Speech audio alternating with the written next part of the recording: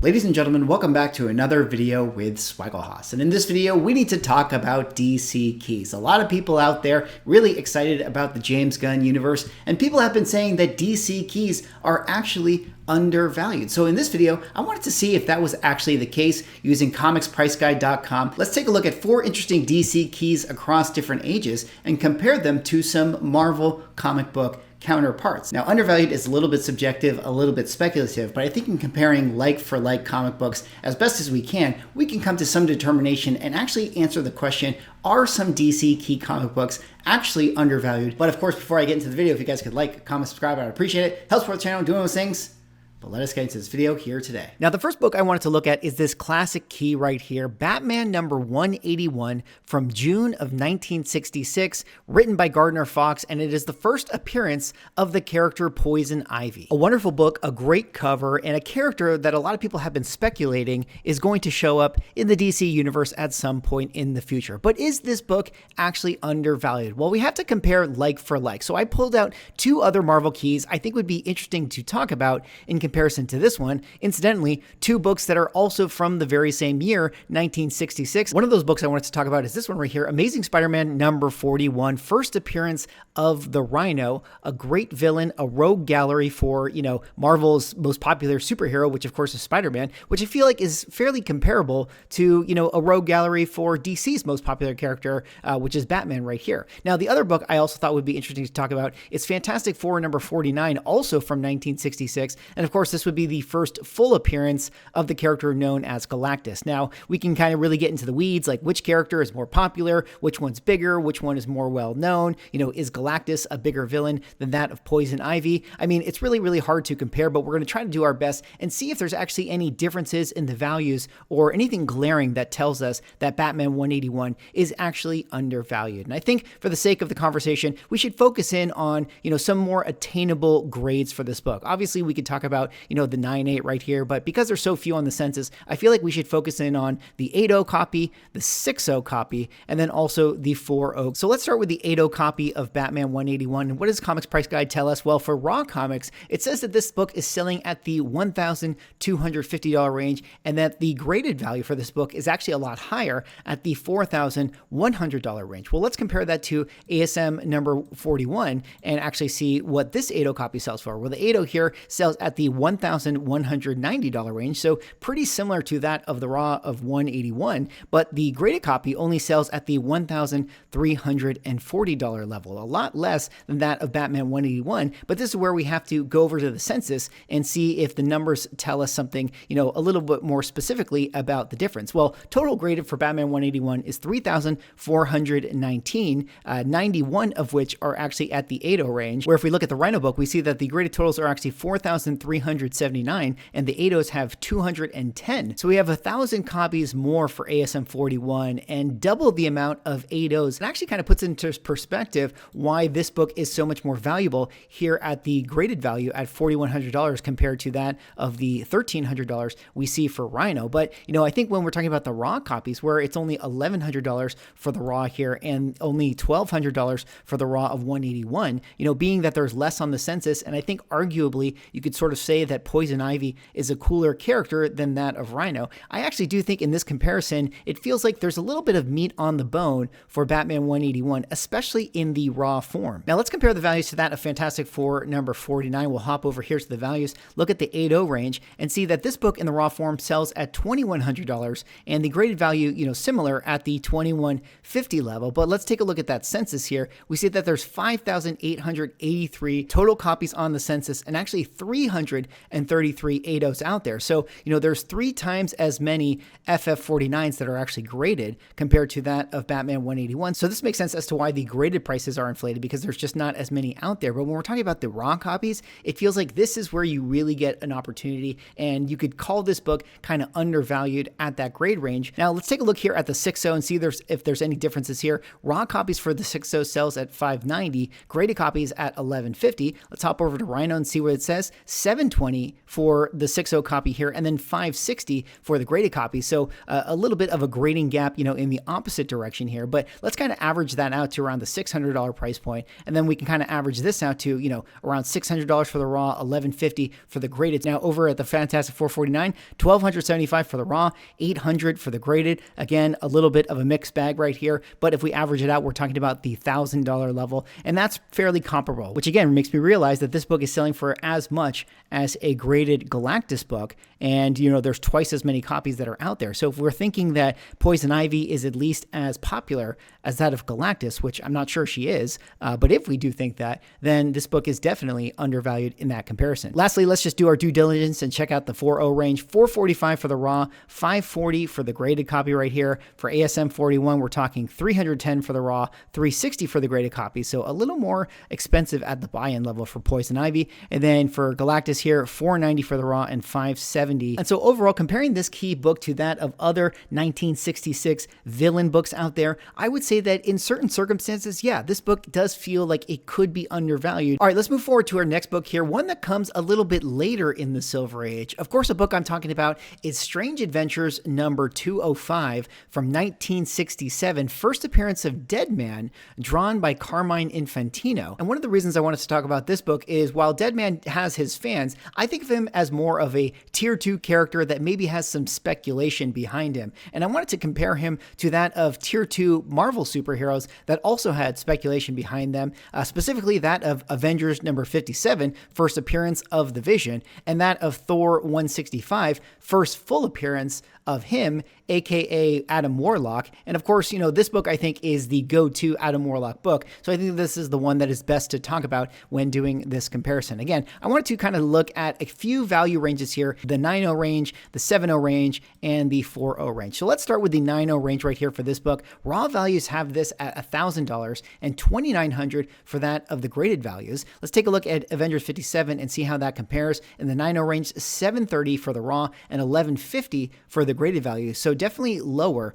than that of Deadman. And then for, Thor 165 right here, we see 9.0's $640 for the raws and $950 for the graded value. So slightly less than that of Avengers, but seems pretty in line. Now, I feel like this value difference has something to do with the census. Let's go over to the Deadman census. And yeah, we can see 1,319 total copies for this book on the census, and only 42 of which are at the 9.0 range. For Avengers 57, we can see a lot higher, 5,474 and 293 copies for the 9.0 range. And similarly here for the Thor book, we see 3,522 on the census. We see 155 9.0 copies, and I'm sure that there's a lot of raw copies out there that could be added to the census. So I definitely think that that explains why this book sells for more than that of Vision and Adam Warlock. But when you think about the census and you think that there's actually 5 times less copies out there in the wild, say in the raw form, than that of the Vision book, and you see that this book sells for $1,000, and this book sells for $730. I mean, based on the rarity aspect to it, I mean, maybe there's an opportunity here, or maybe this is actually the appropriate price for this book to sell at. Let me know what you guys think in the comments. Now let's jump down here to the 7.0 range and see if we can see any discrepancies. $465 for the raw, $580 for the graded book right here. For Avengers, we see $435 for the raw and $450 for the graded book. And then for Thor 165, we see $225 here for the 7.0 and $230 for the graded book. Now this is definitely one that has corrected a lot. So let's focus in on the Avengers book right here. And I actually think this is where you start to see, some opportunity here for this book, being that this is basically selling at the same price as the Vision book. This actually came out a year earlier, and there's actually 5 times less copies out there on the census. It feels like in some ways, if this character can get as popular as, say, that of Vision, or can get as notable in the DC universe, then there could be a good opportunity, especially at that grade range, for the value to increase. Now, lastly here at the 4.0 range, $235 for the raw, $310 for the graded copies. Let's take a look at Vision right here,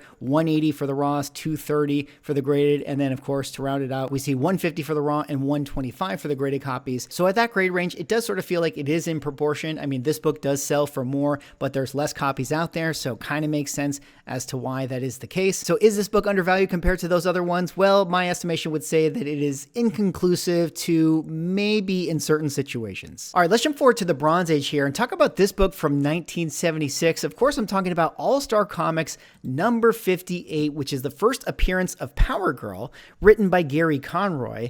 And this is one that I think a lot of comic book collectors have been very excited about. Of course, the Power Girl covers in the variant world are very popular out there. And I do wonder if she could be one of DC's most popular characters in the future. Well, being that this book is from 1976, I pulled out two Marvel keys I thought would be good to talk about. Of course, the first one I wanted to talk about is Nova #1, kind of a speculative character that's, on that next tier I feel like would be good to compare to Power Girl. And then the other book is this one right here, this classic, X-Men #101, first appearance of Jean Grey as the Phoenix. Now, of course, this one is going to be a lot more expensive than that as Power Girl, but being that these are all 1976 books, I thought it would be good to sort of, give us some context into what we think All-Star Comics number 58 could be. Well, with this one, I think we can start at the top and talk about the 9.8 grade. Raw values for the 9.8s are around the $1,600 range, and the graded values are at the $3,100 range. So a pretty pricey book at the 9.8 level. Let's compare that to Nova #1, and we can actually see that it is a lot cheaper